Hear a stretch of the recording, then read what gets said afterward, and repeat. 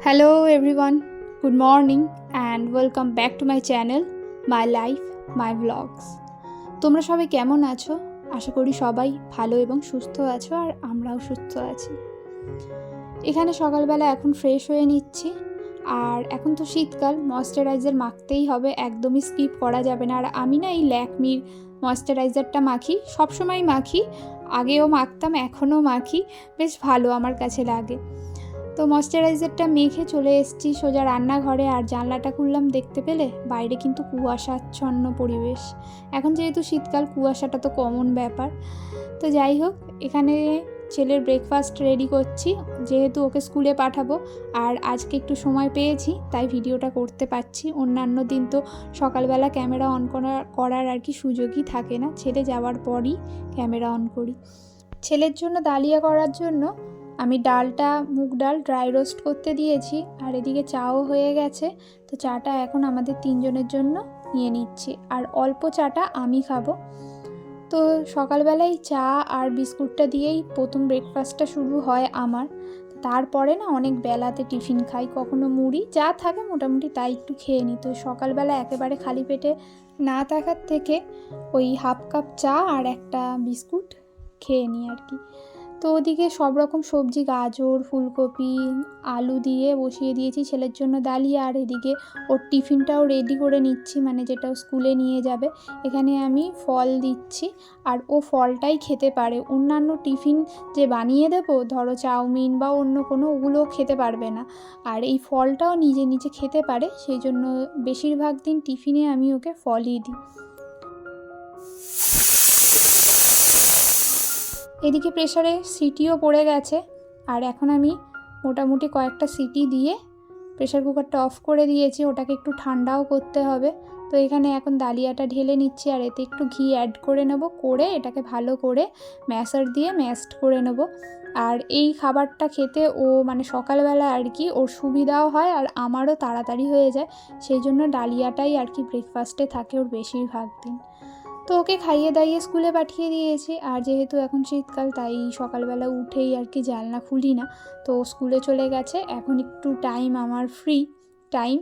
তো এই টাইমে আমি এখন জানলাগুলো খুলে নিচ্ছি, তারপর ঘরের টুকটাক কাজ যেগুলো আছে সেগুলোও করে নেব। আজকে আমি ছেলেকে স্কুল থেকে আনতে যাব, অন্যান্য দিন আমার শ্বশুরমশাই ওকে দিয়ে আসে, নিয়েও আসে। তো আজকে আমার শ্বশুরমশাই একটু বেরোবেন, তো ওই জন্য আমাকে শ্বশুরমশাই স্কুলে নামিয়ে দেবে আর আমি নিয়ে চলে আসব। যেহেতু আমার ছেলে স্কুল ছুটি হয় 12টা 15-র সময়, তাই আমি বাড়ি থেকে ওই 12টার সময় বার হই, মোটামুটি 5-6 মিনিট লাগে, তো একটু আগেই যাওয়া ভালো, সেই জন্য আর কি 12টার মধ্যেই আমাকে সমস্ত রান্না বান্না, ঘরের কাজ সব কিছুই আর কি কমপ্লিট করতে হবে। তো যখন এরকম তাড়াহুড়োর ব্যাপার থাকে, তখন সংসারের কাজগুলো আমি একটু বুদ্ধি খাটিয়ে করি, মানে যে কাজগুলো করলে আমার টাইম ম্যানেজমেন্ট হবে, সেই কাজগুলোই আর কি করি, না হলে আমার দেরি হয়ে যাবে, সবটা ম্যানেজ করতে পারবো না। তাই এই দিনগুলোতে বুদ্ধিটা একটু বেশিই খরচ করতে হয় আর কি টাইম ম্যানেজমেন্টের জন্য। তো এইদিকে সকালবেলা ওকে তো স্কুলে পাঠিয়ে দিয়ে সমস্ত জানলা খুলে চলে এসেছি ঘরে, ঘরের বিছানাটা তুলে দিয়ে এদিকে এখন বসিয়ে দিচ্ছি ভাতটা বসিয়ে তারপর ঘরের যে অন্যান্য টুকটাক কাজ থাকে, মানে ডাস্টিং ক্লিনিংয়ের যে কাজগুলো থাকে ভেবেছি সেগুলো করব। ওদিকে ভাতটাও হতে থাকবে, আর এদিকে আমার ঘরের যে কাজগুলো আছে সেগুলোও হয়ে যাবে। আমার যে ঘরে এই কাবারটা আছে, এটার অবস্থা দেখতে পাচ্ছ অত্যন্ত করুণ, মানে আমরা সামনে যা পাই এই কাবারটার ওপরেই আর কি রাখা হয়, বিশেষ করে তো আমার হাজব্যান্ড।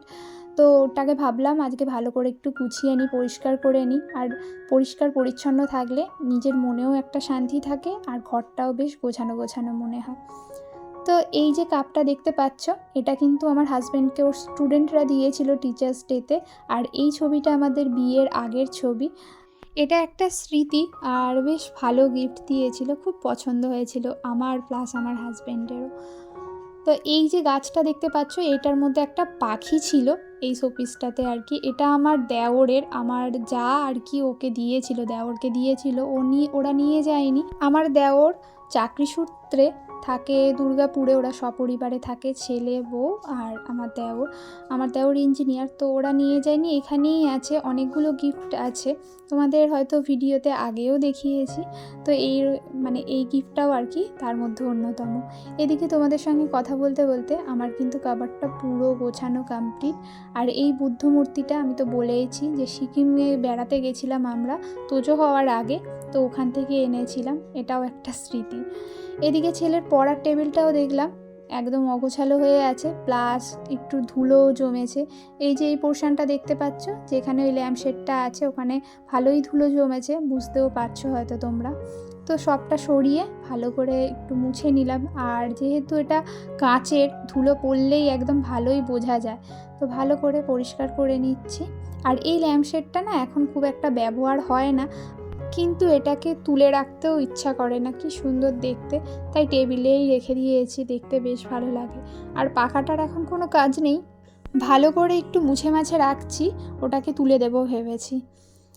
তো এদিকে এই নাইট ল্যাম্পটা কিন্তু বেশ ভালো, আর এটাকেই আর কি নাইট ল্যাম্প হিসেবে ব্যবহার করি, ওই টেবিল ল্যাম্পটা আর কোনো কাজে লাগে না। এটা আমরা পুজোর সময় কিনেছিলাম, দেখতেও যেমন সুন্দর, আর রাত্রেবেলা ওটা জ্বালালেই না ঘরে সব কিছু দেখা যায়।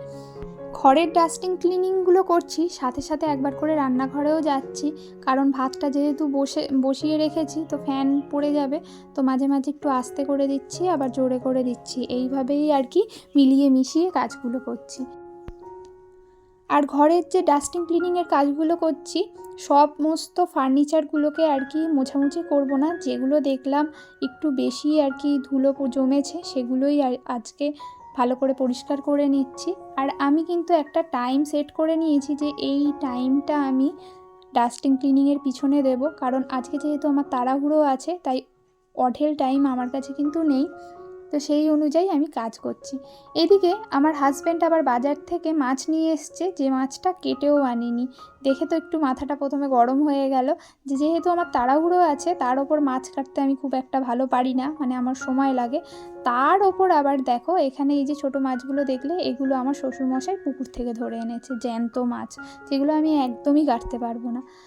তো আমাদের যিনি কাজ করেন কাকিমা, ওনাকে বললাম যে আজকে কাঁচাকুচিগুলো রেখে দিন, কাঁচাকুচিগুলো করতে হবে না, আপনি বরঞ্চ আমাকে এই মাছগুলো কেটে দিন, আর কাঁচাকুচি কিছু আমি করে নেব। তো সেই অনুযায়ী কাকিমাই আর কি মাছগুলো কেটে দিয়েছিল আমাকে, আমি তো কাটতেই পারতাম না, তবুও যে মাছটা হাজব্যান্ড বাজার থেকে নিয়ে এসেছিলো, সেটা যেহেতু মরা মাছ, কেটে নিতে পারতাম, কিন্তু জ্যান্ত মাছগুলো একদমই কাটা যেত না, মানে কাটতে পারতাম না আর কি, তো কাকিমাকেই বলেছিলাম যে কেটে দিতে। এদিকে ডাল করেছি, সাথে একটু পটল ভেজে নিচ্ছি, ডাল পটল ভাজা আর ওই মাছের ঝাল করব। তো পটলগুলো কেটে এখন ভাজতেও বসিয়ে দিয়েছি। আর একটা নির্দিষ্ট সময়ের মধ্যে যেহেতু আমাকে রান্নাটা করতে হবে, তাই আমি কিন্তু একদমই সময় নষ্ট না করে পরপর যেটা আমার হাতের কাছে আছে আমি সেটাই করে নিচ্ছি। আর আমার শ্বশুরমশাইও খেয়ে বেরোবে, তাই একটু আগেই রান্নাটা কমপ্লিট করতে হবে, তাই এখানে দুখানা ওভেনে কড়াই বসিয়ে তারপর রান্না করছি ঝটপট করে। এদিকে কাকিমা সমস্ত মাছগুলো কেটে দিয়েছে, আর আজকে যে মাছগুলো রান্না করব সেগুলো আর কি আলাদা একটা গামলায় নিয়ে নিলাম, আর বাদবাকি মাছগুলো একটা বড় কন্টেনারের মধ্যে ঢুকিয়ে ফ্রিজে রেখে দেবো। আর যে তেল পোটাটা দেখতে পেলে, ওটা আমার বিড়াল ছানাদের জন্য, ওটা একটু ভেজে নেব, ভেজে ভাতের সঙ্গে মাখিয়ে দিলে ওরা না বেশ আনন্দ করে খেয়ে নেবে, তাই ওটা আলাদা রেখে দিলাম। এদিকে রান্নাবান্নার কাজ চলছে, তো বললাম না যে কাচাকুচির দায়িত্ব আমি নিয়েছি, তাই জামা কাপড়গুলোকে সমস্ত ভিজিয়ে রেখে দিয়েছি। আর এর মধ্যে আমার সমস্ত রান্নাবান্না কমপ্লিটও হয়ে গেছে, রান্নাঘর সমস্ত গোছানো হয়ে গেছে, আর এদিকে আমি রেডিও হয়ে নিয়েছি ছেলেকে আনতে যাওয়ার জন্য। তো শ্বশুরমশাই আমাকে অনেকটাই পৌঁছে দিয়েছে, বাদবাকি অল্প একটু পথ আর কি হেঁটে আসতে হয়েছে আমাদের। তো আমার ছেলে ওই আসার সময় দৌড়োদৌড়ি করছিল, তো বাড়িতে এসে জামা প্যান্টটা চেঞ্জ করে যে জামা কাপড়গুলো ভিজিয়ে রেখেছিলাম সেগুলোই এখন কেচে দিচ্ছি। আর যেহেতু আমি একটু ভিজিয়ে রেখে দিয়ে গেছিলাম, তাই আমার কাচতে কিন্তু খুব একটা কষ্টও হয়নি। এদিকে জামা কাপড়গুলো সমস্ত এই শেডের তলায় মেলে দিচ্ছি, কারণ যেহেতু বেলা পড়ে এসছে, তাই বাইরে এখন দিলে শোকাবে না। আর রেলিংয়ে কিছু জামা কাপড় ছিল, সেগুলো তুলেও নিচ্ছি। তো চলো, আজকের আজকের ভিডিওটা আমি এখানেই শেষ করব, এখানেই ইতি। তোমাদের ভিডিওটা যদি ভালো লাগে অবশ্যই একটা লাইক, কমেন্ট, শেয়ার করে দিও আর চ্যানেলটাকে সাবস্ক্রাইব করো। তোমাদের মিষ্টি মিষ্টি কমেন্টগুলো আমাকে কিন্তু নতুন নতুন ভিডিও করার উৎসাহ আরও বাড়িয়ে তোলে। তো তোমরা অবশ্যই কমেন্টস করে জানিও। চলো আজকের মতো টাটা।